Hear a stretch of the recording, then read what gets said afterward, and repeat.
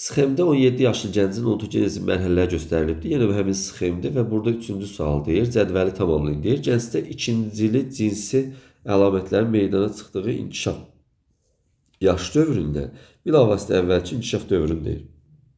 İkincili cinsi əlamətin üzə çıxdığı yaş dövründə bilavasitə əvvəlki yaş dövrünü soruşur bizdə. Biz yaş dövrlərini deməli burada qeyd eləyəcək və burada belə deyək ki, doğulduqdan sonra postembrial inkişafın yaş dövrləri. Birinci dövr yeni doğulma dövrüdür. Yeni doğulma dövrü, buna çağa dövrü də deyirdik.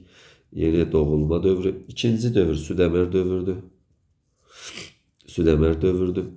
Sonra üçüncü dövr yaslı dövr deyirik. Bağçaya qədər dövr. Elə qısaca yaslı yazıram. Yaslı dövrü. Sonra dördüncü dövr məktəbə qədər bağça dövrüdür. Məktəbə qədər bağça dövrüdür.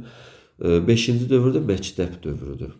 Məktəb dövrü. Məktəb dövrü, məktəbə qədər dövr nə qədər çəkirdi? Yəni 3 yaşından 6 yaşına qədər çəkirdi. Deyək ki, 3 yaşından 6 yaşına qədər. Məktəb dövrü nə qədər çəkirdi? 6 yaşından 17-18 yaşına qədər çəkirdi. Digər yaslı dövr 1 yaşından 3 yaşına qədər çəkirdi və bizim məsələnin şərtində bunlar lazım deyil əvvələ getmək. Çünki yeni doğulma 4 həftə çəkir, südəmər dövr 11 ay çəkir. Yəni bu dövrdə cinsi yetişkənliyə çatmır. Yəni belə deyək ki, cinsi əlamətlərin meydana çıxdığı ikincili dövrü deyirdi bizə. Ona görə də biz yuxarı yaş dövrlərini götürəcəyik. Və bizdən nə deyirdi? Deyir ki, ikincili cinsi əlamətlərin meydana çıxdığı inkişaf dövrü. İkincili cinsi əlamətlərin meydana çıxdığı inkişaf dövrü, yəni yenə deyirəm, yeni doğulmada çıxmaz bu 1 ay çəkir. Südəmərdə çıxmaz bu 1 aydan 11 aya, yəni 11 ay çəkirdi, 1 yaşına qədər idi. Yəni 3 yaşına qədər də bu çıxmırdı.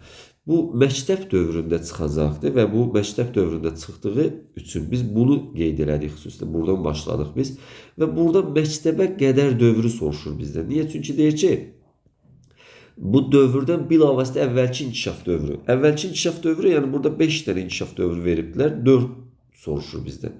Məktəbə qədər inkişaf dövrüdür və bunun adını deyir bizə. Təbiidir ki, adı nə oldu? Bağça dövrü dedikdə biz buna məktəbə qədər və ya bağça dövrü. Məktəbə qədər və ya nə deyirik buna? Bağça dövrü dedik və davam etmə müddəti 3 yaşından 6 yaşına qədər qeyd elədik. Bax 6 yaşına qədərdir və 3 il davam edir. Yəni bunun davam etmə müddəti 3 il olacaqdır.